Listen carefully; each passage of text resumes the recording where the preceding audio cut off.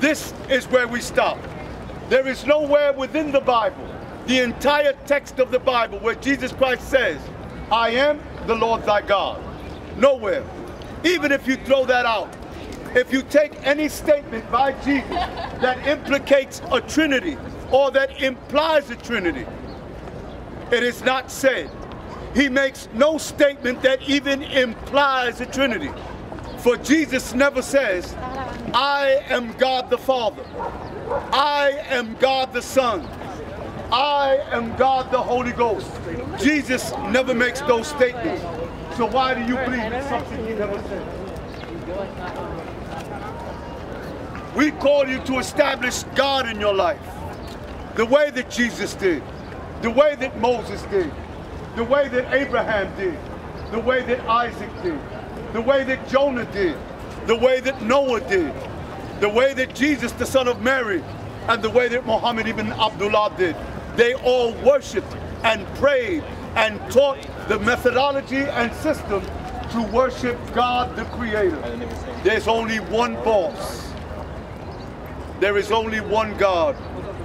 In the same way that you have only one biological father, you have just one biological father. You have one God. The God that we worship is a God of mercy and forgiveness. He does not have to die to forgive your sin. By the way, how can God die? How can God die? God does not have to kill himself or fake his death to forgive your sin. Do you have to kill yourself in order to forgive your son? In order to forgive your daughter? Do you have to kill yourself to exercise forgiveness over your offspring? Why would God have to kill himself to forgive you? And again, how can God die? The whole concept of Christianity puts God in the position of liar and deceiver. Because if, as the Christian teaches, that Jesus Christ knew that he was God, and he knew it and he taught it, he must have known that he cannot die. So if he got on the cross and said, unto you I commit my spirit, and faked his death, he puts God in the position of a deceiver, because he knew that he was God and that death was impossible, not even temporary, but impossible. So it puts God in the position of a deceiver, because Jesus on the cross, if he knew he was God and taught it, must have known that he couldn't die. And if he knew it and didn't say it, that is called deceit. So the entire Christian concept puts God and Jesus in a position of deceivers. Why? Because God cannot die. Now, what is very interesting, my brothers and sisters, is that we have an unlimited ability when it comes to imagination. Imagination. We have an unlimited ability. We have an unlimited ability for imagination. You can, and because we have an unlimited ability when it comes to imagination, and God then we say is nothing impossible for God, because we have that unlimited imagination, we could say anything about God we want. We could say whatever about God we want, because God has no limitations. So our imagination also, when it relates to God, has no limitations. So you could say, if you want, that God can turn dog doo-doo into Jell-O pudding and become Bill Cosby.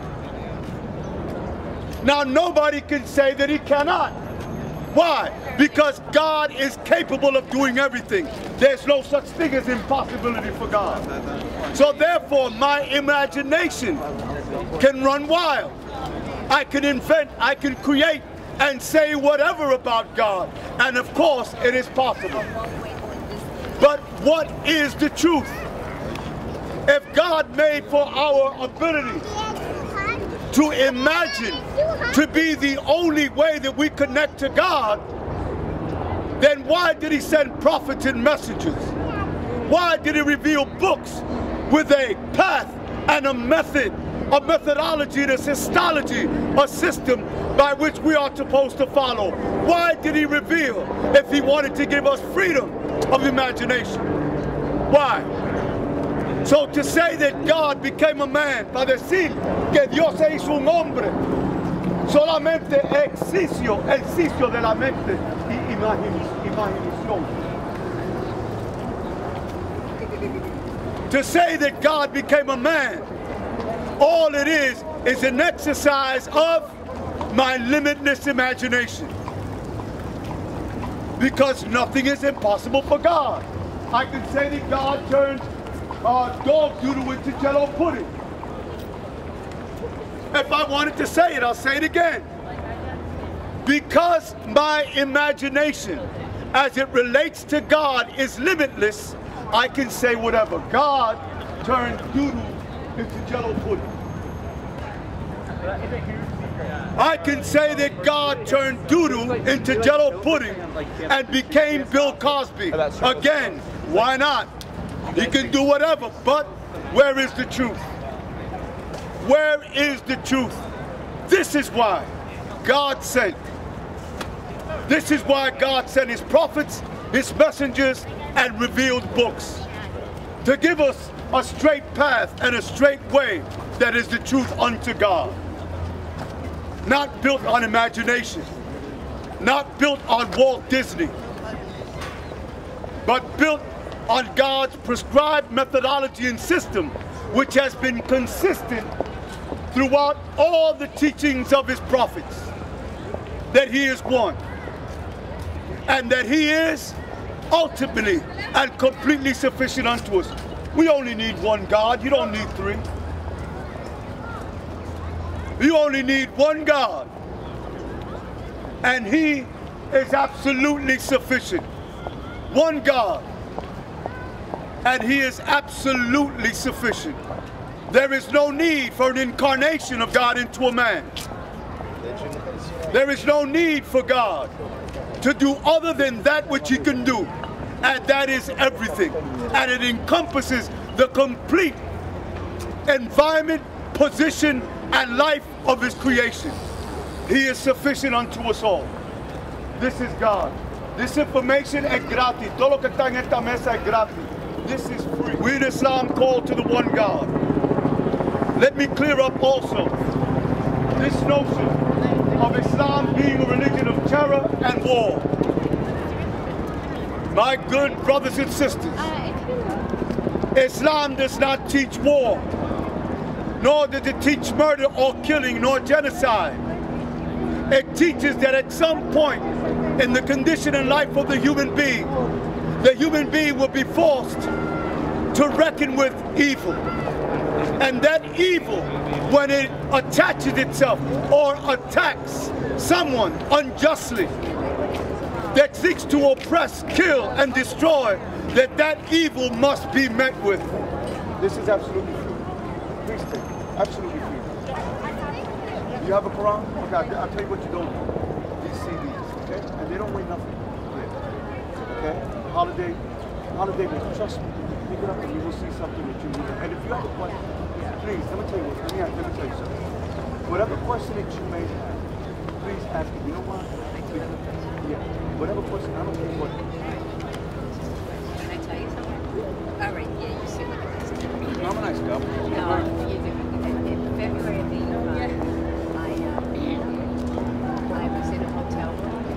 My husband died. A lot of things in my life.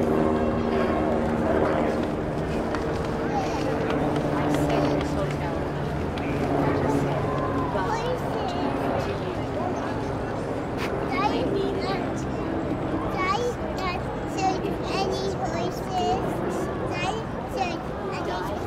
You're not scared of horses. Well, that's good because Daddy's always been a little scared of horses.